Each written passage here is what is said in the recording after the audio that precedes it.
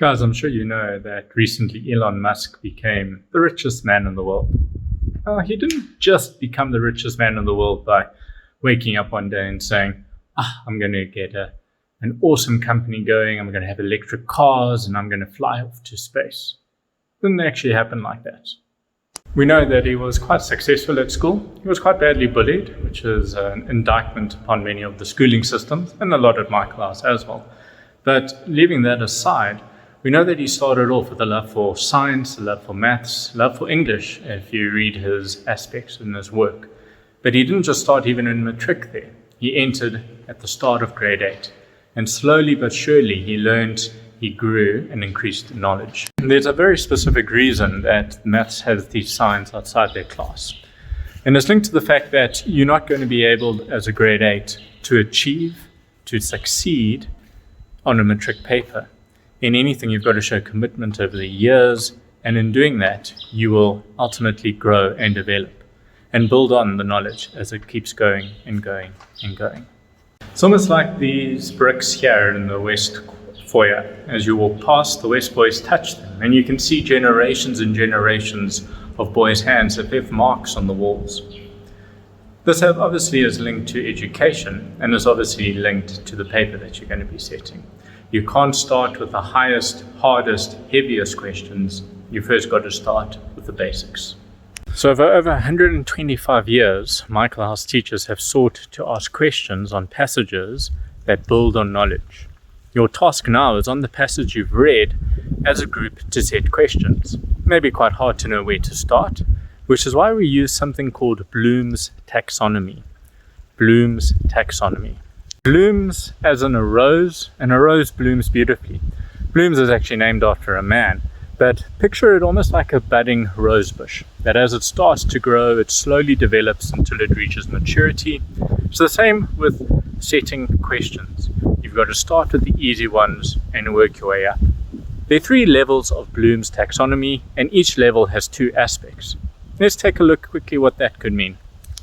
Another way to think of it is in this place, and look at the example of Pat Lambie, who, like Elon Musk, didn't automatically start kicking 50, 60-meter penalties.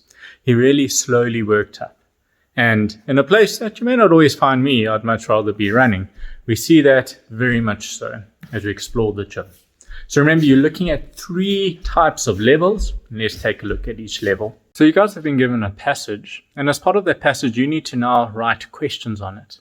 And you want to know where to start?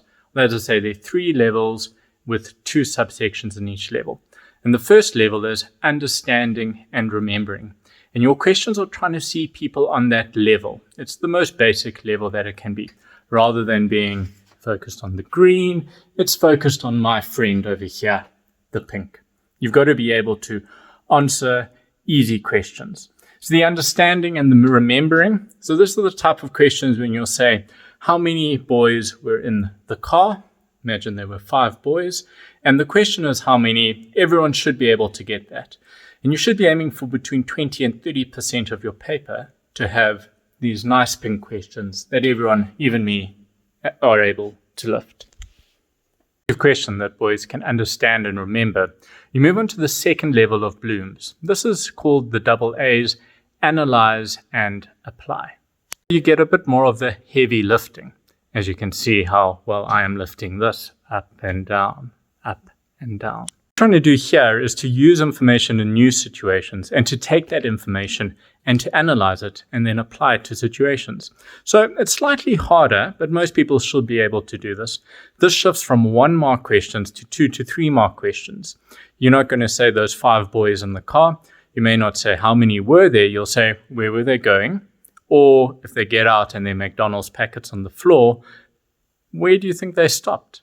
You're asking those slightly harder questions that require a slightly harder level of thinking, which again, including level 1 and level 2, should take between 60 and 70% of your entire paper. Sorry, I'm a bit tired after that workout, so I thought I'd sit next to the hardest ones, the 25 kilos, the 50 kilos, the 100 kilos. This is where you really bring to the fore the knowledge that is learned. Boys have understood and remembered. They have analyzed and they have applied. And now you want to create and evaluate. Evaluation is basically when you make a judgment call. So those 5 boys in the car, the evaluate question will be, did they really need to stop at McDonald's and why? And you're looking again at a 4 to 5 mark question here. You're asking a lot harder questions that require the real higher heavy lifting of your mind. And finally, you're going to create. This is creating something new once you've judged whether it's good, and you're being able to bring all your foundational knowledge to become a genius, a master at your art. This is when you are really flying and soaring. And in setting a paper, this is where you're really looking for the hardest questions, but to bring about the best answers, the most creative. There's steam coming out your ears. This is what creation is. Using ultimately all your brain power to answer a question. So if you had to ask me, I'd much rather be running than in the gym. But at the same time, the same with running. You've got to start slowly and surely and slowly build your way up to where you want to be. It's the same with any passage and any comprehension. And as you sit down and read the passage as a group, keep referring back to Bloom's. I'm now just going to talk quickly through on the computer a document that you'll also have available that really shows again, in essence, what these 3 levels mean. Always keep in mind time as well. If you're setting a 20-mark paper, you must probably need between 30 and 40 minutes for that in order to get people to answer accordingly in the right way. So guys, have fun. You guys are the teachers. Come up with the best questions that you can, challenge, but at the same time be fair to your friends when they come to answering them. So guys, once again, just to take a look at the document. This document is available for you, and it speaks to those 3 levels of Bloom's that I spoke about. The first 2 are the knowledge and comprehension. And this document is really your cheat sheet in terms of what you're going to do. So if you look at knowledge as recalling and comprehension as understanding, key words there are in essence saying what you need to do, the actions and the outcomes, and then it gives you examples of questions. Can you list 3? When did, etc.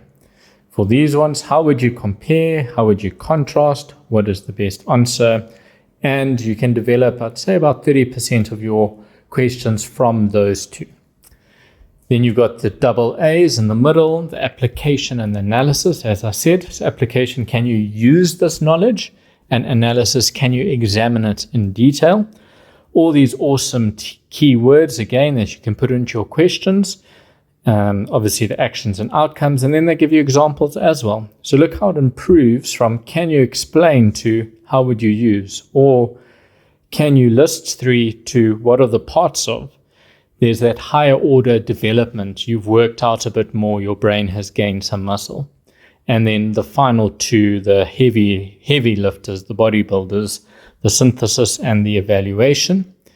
These are changing or creating that something new.